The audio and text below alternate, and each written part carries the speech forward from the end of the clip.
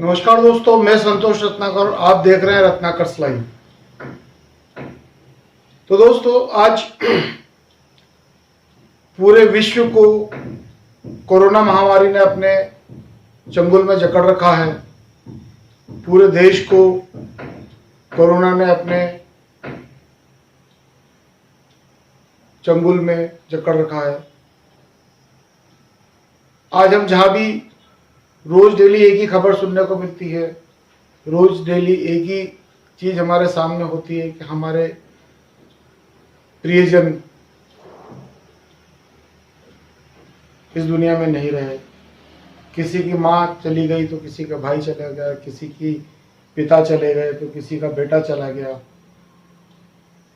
और एक 60 साल 70 साल के बुजुर्ग का बेटे का जब कांधा देता है तो उस बुजुर्ग पर क्या गुजरती है ये वही बता सकता है। तो दोस्तों, आज मैं आपके सामने एक ऐसी घटना को उजागर करने जा रहा हूं जो कि मेरे घर की ही एक घटना है। मेरी छोटी सिस्टर जिसका नाम नीतू रत्नाकर है और वो भोपाल में शिक्षिका के पद पर पदस्थ है। 25 से 30 दिन पहले उसको कोरोना पॉजिटिव की रिपोर्ट आई। हॉस्पिटल में उसको एडमिट किया गया। तो 25 से 30 दिन की लड़ाई के बाद, कोरोना से जंग के बाद आज उसने कोरोना को शिकस्त दे दी। दोस्तों, डॉक्टर्स ने जवाब दे दिया था, उसके 99% लंग्स डैमेज हो गए थे। डॉक्टर ने कहा कि सिर्फ 1% चांसेस हैं बचने के। तो पूरा परिवार सदमे में आ गया। सब लोग परेशान हो गए कि ये क्या हो गया अचानक से। सारे लोग भगवान से दुआ मांगने लगे। मेरी सिस्टर ने भी एक जगह जाकर अपना हिम्मत हारने लगी, लेकिन अपने बेटे के लिए उसने अपने आप को वापस पॉजिटिव बनाया। उसका 3.5 साल का बेटा है, बहुत प्यारा बेटा है, मेरा भांजा आदि। तो उसको देखकर उसने पॉजिटिव सोचा कि मुझे अपने बच्चे के लिए जीना है, मुझे अपने परिवार के लिए जीना है। और जिस वार्ड में 10 उसी के साथ जो एडमिट हुए थे उनमें से 9 पेशेंट की कोरोना से मौत हो गई। और उसने इस कोरोना से जंग कैसे जीती उसकी पूरी स्टोरी में आपको उसी की जवानी सुनाता हूँ। तो दोस्तों, अब मैं आपको अपनी सिस्टर से रूबरू कराता हूँ, नीतू रत्नाकर। तो आप देखिए उसकी जवानी, उसने किस तरीके से इस कोरोना से जंग लड़ी और किस तरीके से जीत हासिल की। 99% लंग्स डैमेज होने के बाद भी व्यक्ति अगर हिम्मत रखे, हौसला रखे, अपने लोगों का साथ ले, तो वास्तव में वो वापस कितनी भी बड़ी महामारी हो उससे जीत कर आ सकता है। तो जब वो जीत सकती है तो दुनिया का हर व्यक्ति उससे लड़ाई से जीत सकता है। तो कृपया करके इसको आप सुने और उसके बाद अपने आप को मोटिवेट करें, पॉजिटिव रहें। तो अब मैं आपको अपने सिस्टर से मिलवाता हूँ, तो मेरा वीडियो देखिए।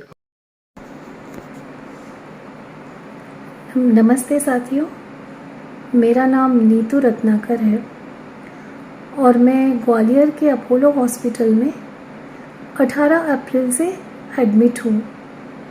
मैं कोरोना वॉरियर हूँ और जितने भी कोरोना वॉरियर्स और उनके अटेंडेंट्स हैं, इनके लिए मैं एक बहुत ही इम्पोर्टेंट मैसेज देना चाहती हूँ। जो जर्नी में फ़ेस करके आई हूँ वो मैं आप लोगों के साथ शेयर करना चाहती हूँ, ताकि आप लोग जानें कि मैंने क्या फ़ेस किया और मैं किन सिचुएशन से निकल कर आई और उन सिचुएशन से हर कोई निकल कर आ सकता है।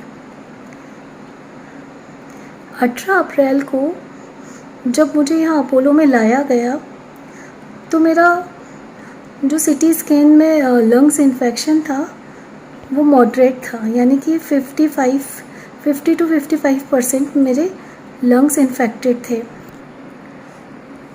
मुझे यहाँ पर एडमिट किया गया, लेकिन मेरा जो इन्फेक्शन था वो इतना प्रोग्रेसिव मोड में था कि 2 से 3 दिन के अंदर ही मेरी हालत जो है वो इतनी ज़्यादा बिगड़ गई कि मेरा जो इन्फेक्शन है वो 95 के ऊपर चला गया। मतलब मेरी ये स्थिति हो गई थी कि ना तो मैं सांस ले पा रही थी बिल्कुल भी, यहाँ तक कि मैं बैठ भी नहीं पा रही थी। और जो मेरा उस वक्त का जो ऑक्सीजन लेवल है वो 15 to 20 लीटर पर था। मतलब जब मुझे नॉर्मल आईसीयू से कोविड आईसीयू में एडमिट करने के लिए ले जा रहे थे, उस वक्त एक वक्त मैंने भी पूरी हिम्मत हार दी थी। और जब मेरी फैमिली वालों को डॉक्टर्स ने बताया कि अब इनका 1% भी चांस नहीं है, तो मेरे हस्बैंड तो वहीं अपनी हिम्मत हार गए, क्योंकि इतने ज़्यादा लंग श्रिंक हो चुके थे, इन्फेक्शन इतना ज़्यादा बढ़ चुका था कि मुझे बचाना नामुमकिन ही था। मेरे हस्बैंड एकदम हार गए। वहाँ पर मेरी छोटी बहन, मुझसे 3 साल छोटी है, वो एकदम से मतलब उसने सिर्फ डॉक्टर से ये कहा कि सर दीदी को कितना बचा सकते हैं। तो उन्होंने कहा 1% भी नहीं, 1% भी उम्मीद नहीं है। तो उसने वो 1% शब्द नहीं सुना, उसने उस 1% के अंदर सिर्फ उम्मीद शब्द सुना।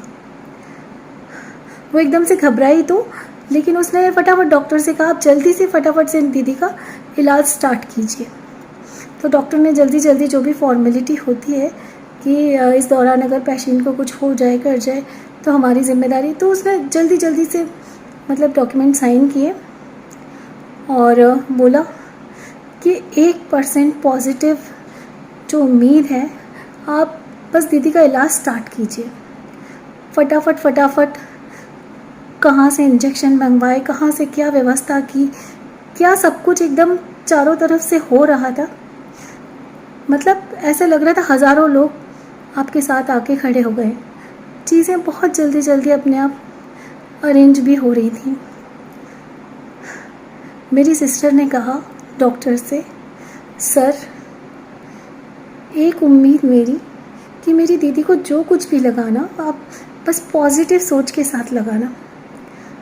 वो कोविड आईसीयू में उसने मुझसे कांटेक्ट करने की कोशिश की, चल वो अपना सूट वगैरह उसको पहन के अंदर लाया गया।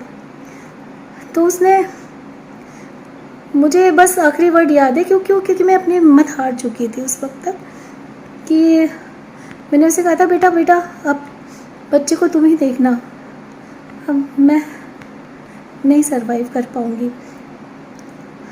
तो मैं इतना कह के मैं अनकॉन्शियस हो गई थी, मुझे उसके बाद कुछ भी याद नहीं है। लेकिन मेरी बहन ने वहाँ कोविड आईसीयू का जितना भी नर्सिंग स्टाफ था सबसे गुहार लगाई कि दीदी या भैया जो कुछ भी आप लोगों, इन्हें जब जब होश आए ना तो आप इनको इनके बच्चे के बारे में याद दिलाना। वो लड़की जो मेरी 3 साल छोटी बहन है, अचानक से मेरी माँ बन गई थी। वो उसने ऐसे ठान लिया था कि वो मुझे जाने नहीं देगी। वो फटाफट जब मेरा ट्रीटमेंट स्टार्ट हुआ तो जो वो गुहारें नर्सिंग स्टाफ से लगा रही थी, तो वहाँ का इतना प्यारा एंजल नर्सिंग स्टाफ था यहाँ का अपोलो का, वो मुझे हर बार थोड़ा सा भी होश आता था ना तो मुझे मतलब याद दिलाता था कि आपका 3 साल का बच्चा है ना, आपको उसके लिए ठीक होना है। अच्छा, मुझे प्रॉब्लम इतनी ज़्यादा थी कि मैं ना तो सांस ले पा रही थी, यहाँ तक कि मैं लेट भी नहीं पा रही थी, और मैं बिल्कुल भी नर्सिंग स्टाफ को सपोर्ट नहीं कर रही थी। ना तो मैं बाईपैप लगवा रही थी, ना मैं यूरिन बैग लगवा रही थी। तो मतलब सिचुएशन बहुत, मैं अपनी तरफ से लाइफ हार चुकी थी, मतलब मैं आपसे इतना बताना चाहती हूँ। लेकिन सिस्टर आई घबराती हुई, क्योंकि नर्सों ने कहा आपकी सिस्टर कोऑपरेट नहीं कर रही। तो वो आई एकदम फटाफट से, जैसे भी मैनेज करके, सूट वूट पहन के अंदर। तो मैंने कहा बेटा तू जा, तेरे को कोविड हो जाएगा, तू जा। तो मुझसे बोलती, देखो दीदी, शाश्वत को मैं अकेले नहीं संभाल पाऊँगी, आपको शाश्वत के लिए लौटना है। सब अच्छा जा रहा है, आपको कोई इन्फेक्शन नहीं है, आप बहुत जल्दी अच्छी हो जाओगी, मैं यहाँ पे खड़ी हूँ आपके साथ में, जल्दी अच्छे हो जाओ बस। ये लोग जैसा जैसा बोल रहे हैं ना आपको, आप बस वो करती चलो, वो सब अच्छा जा रहा है, सब अच्छा जा रहा है। ऐसा कह के वो चली गई। फिर मुझे याद नहीं, ये लोग मुझे फिर सिटी स्कैन के लिए लेकर गए। कब उसमें मेरा इन्फेक्शन और ज़्यादा बढ़ रहा था लगातार, तो मुझे कुछ भी याद नहीं। लेकिन हाँ, ये कि 48 घंटे तक मुझे कुछ होश नहीं है। 48 घंटे तक ये लोग पॉजिटिवली जो दवाइयाँ देते रहे मुझे, या जो भी इंजेक्शन्स या जो भी मेडिसिन ये इंजेक्ट करते रहे। फिर 48 घंटे बाद मेरी बॉडी ने थोड़ा रिएक्ट करना स्टार्ट किया। मेरी बहन, उसने मुझे एक पल के लिए भी नहीं भूलने दिया कि मेरा छोटा सा बच्चा है। वो 20 दिन कोविड आईसीयू के बाहर, और ग्वालियर अपोलो के बगल में एक साईं बाबा जी का मंदिर है, उसने अपने 20 दिन इन 2 जगहों पर गुजारे। और मुझे एक पल के लिए भी, वो वहाँ एक ऐसी विंडो थी जहाँ से मैं बेड नंबर 1 पे थी, तो बाहर का इंसान थोड़ा देख सकता था। वो वहाँ से, मतलब मुझे जब थोड़ा होश आने लगा, तो वहाँ से वो कहती थी सब ठीक जा रहा है दीदी, दीदी आप बहुत अच्छा कर रही हो, बहुत अच्छा कर रही हो, आप बहुत अच्छी हो रही हो आप, बस ये लोग जैसा बोले ना, इनको कोऑपरेट करना, अपने को शाश्वत के पास आना है। उसके वर्ड्स थोड़े थोड़े समझ में आने लगे मुझे। अच्छा, वहाँ का नर्सिंग स्टाफ और जो डॉक्टर स्टाफ था, माय गॉड, एक बार भी नेगेटिव, मतलब उन्होंने, किसी ने मुझे ऐसे फील ही नहीं होने दिया कि मुझे कुछ प्रॉब्लम हो रही है। Doctor Sanjeev sir, doctor Saifi sir, doctor Abid Salim sir, मतलब they all are angels for me. उन्होंने मेरे लिए जल्दी जल्दी जो निर्णय लिए, जो मोटिवेट किया उन लोगों ने, मतलब मेरे पास शब्द नहीं है। यहाँ की जो डॉक्टर टीम है, उफ। और आबिद सलीम सर, मतलब वो तो ऐसे फरिश्ते की तरह थे, आते थे और बोलते थे तुम बिल्कुल ठीक हो रही हो, तुम बहुत अच्छा कर रही हो। तो मतलब वो जो पॉजिटिव वाइब्स जो इन लोगों से मिल रही थी ना, उससे मेरी बॉडी ने पॉजिटिवली रिएक्ट करना स्टार्ट किया। और फिर मुझे ना मेरे बच्चे के बारे में याद आ गया कि उसको तो मैं घर छोड़ कर रही हूँ। वहाँ मेरी सिस्टर 24 घंटे साईं बाबा मंदिर में बैठी होती थी, तो दुआएं और दवाएं दोनों अपनी जगह बराबर काम कर रही थी। तो मैं अपने जितने भी कोविड वॉरियर्स हैं ना, उनको ये बताना चाहती हूँ। पहले तो आप ये देखिए कि मैं जो 15 से 20 लीटर ऑक्सीजन पे थी, ये आप देखिए, ये ऑक्सीजन फ्लो मीटर है।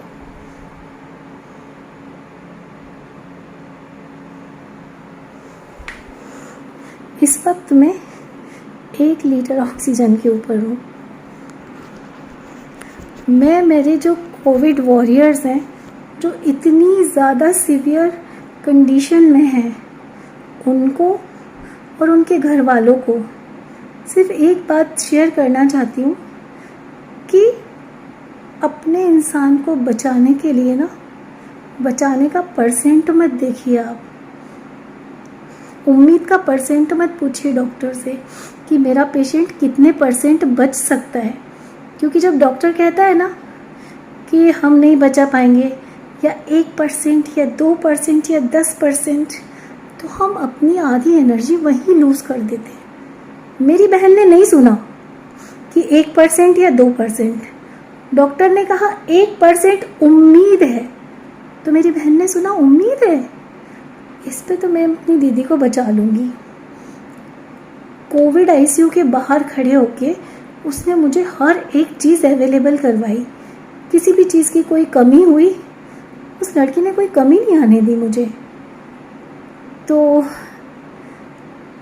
मैं आज आपके सामने हूँ और कल यानी कि 12 तारीख को मेरी छुट्टी हो रही है। कल मैं अपने बेटे से मिलूँगी।